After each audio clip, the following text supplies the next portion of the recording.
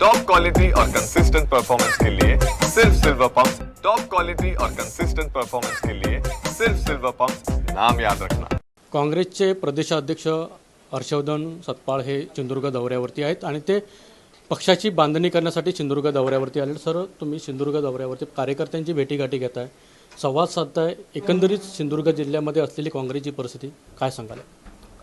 सिंधुदुर्ग जिल्ह्यामध्ये युती आघाडींची राजकीय अपरिहार्यता जी होती त्यामुळे काँग्रेसला मोठ्या प्रमाणावर इथे बलिदान हे द्यावं लागलं, त्याग करावा लागला आणि त्या केलेल्या त्यागामुळे कुठेतरी काँग्रेस कमजोर आहे अशा प्रकारचं एक मत, एक परसेप्शन तयार झालेलं आहे। मात्र ही वस्तुस्थिती नाही।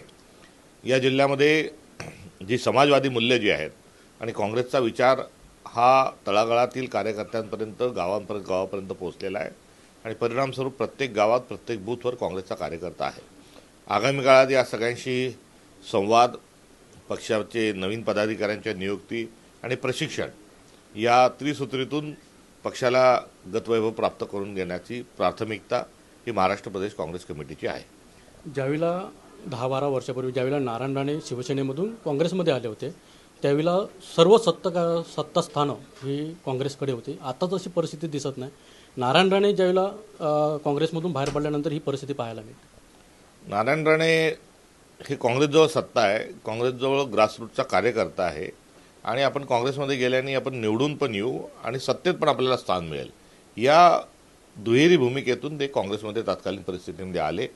12 वर्ष काँग्रेसमध्ये राहिले। 12 वर्षापैकी 9 वर्ष ते मंत्री म्हणून त्यांनी कामकाज बघितलं आणि विधानसभा 2019ची पराभूत 2014ची विधानसभा पराभूत झाल्यावरही त्यांना काँग्रेस पक्षाने MLC म्हणून त्यांना नियुक्त केलं। अशा सगळ्या परिस्थितीत ते काँग्रेसकडून त्यांनी घेण्याचं काम केलं।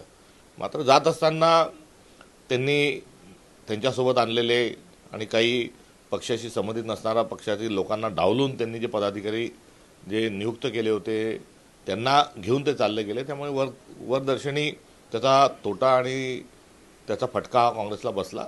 मात्र ते आले तर काँग्रेस मजबूत होती म्हणून आले आणि ते गेले तर काँग्रेस कमजोर करून गेले असा अर्थ काढणं चुकीचं आहे। पण नारायण राणे म्हणायचे की मी काँग्रेसमध्ये आलो, हे काँग्रेसमध्ये सिंधुदुर्ग जिल्ह्यामध्ये काहीच अस्तित्व नव्हतं, पण मी ज्यावेळेला काँग्रेसमध्ये आलो त्यावेळेला कुठेतरी काँग्रेसची सत्तास्थानं मी असताना माझ्याकडे आली होती। त्यांनी आता भाजपत गेल्यावर असं बोलून दाखवावं म्हणजे मग त्यांच्या बोलण्याला बळ आहे असं म्हणता येईल। पण ज्यावेळेला सोनिया गांधींनी किंवा पक्षश्रेष्ठींनी नारायण राणे यांना कमिटमेंट केली होती की मुख्यमंत्री पदाची, याबाबत काय आपल्याला माहिती? कमिटमेंट केल्याचा डिंडोरा हा वाजवता वाजवता आता तो फुटलेला आहे आणि आता ते भाजपवासी होऊन बराच दीर्घ काळ लोटलेला आहे। मात्र मूळ त्यांची जी महत्त्वाकांक्षा होती महाराष्ट्राचा मुख्यमंत्री होण्याची, भाजपत गेल्यापासून मात्र त्यांनी त्यांच्या त्या महत्त्वाकांक्षेवर पाणी फिरल्याचं आपल्याला आढळून येतं आणि आता मात्र महाराष्ट्राचं मुख्यमंत्री बनण्याचे स्वप्न काही त्यांना पडत नाही। होऊ शकतं की काँग्रेसमध्ये तर असं आश्वासन कोणचं दिलं गेलं नव्हतं, मात्र कदाचित देशाच्या पंतप्रधानांनी आणि गृहमंत्र्यांनी त्यांना महाराष्ट्राचं मुख्यमंत्री करायचा शब्द दिला होता का नव्हता हे विचारण्याची आज आवश्यकता आहे। आगामी काळामध्ये निवडणुका होणाऱ्या आहेत, पण त्या काळासाठी काँग्रेस पक्षाला उभारी देण्यासाठी किंवा ताकद वाढवण्यासाठी जिल्ह्यामध्ये आपल्याकडून काही प्रयत्न केले जाणार आहेत का काँग्रेस पक्षाकडून? काँग्रेसमध्ये मतदार आणि ग्रासरूटचा कार्यकर्ता काँग्रेससोबत आहे आणि जिल्हा पातळीवर तालुका पातळीवर काम करणारे नेतृत्व आमच्याजवळ आहे।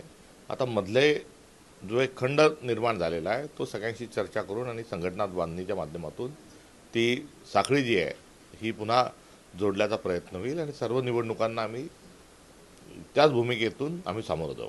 आगामी काळामध्ये सत्तास्थानं काँग्रेसकडे असतील? निश्चित काँग्रेस आणि भाजप हे दोनच पक्ष आहे आणि काँग्रेसजवळ विचार आहे आणि संघर्ष करण्याची तयारी आहे, त्यामुळे सत्ता येईल।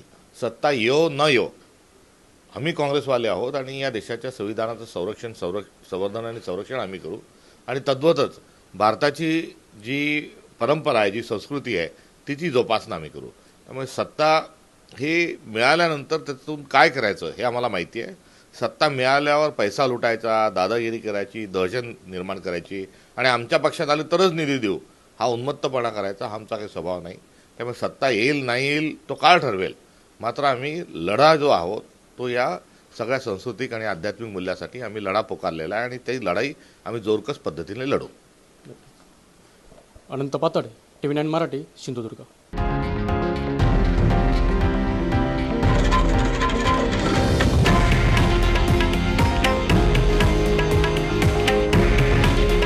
हे आहे देशातील नंबर 1 न्यूज नेटवर्क आणि आपण पाहत आहात TV9 मराठी. काळजी तुमची, हित महाराष्ट्राचं.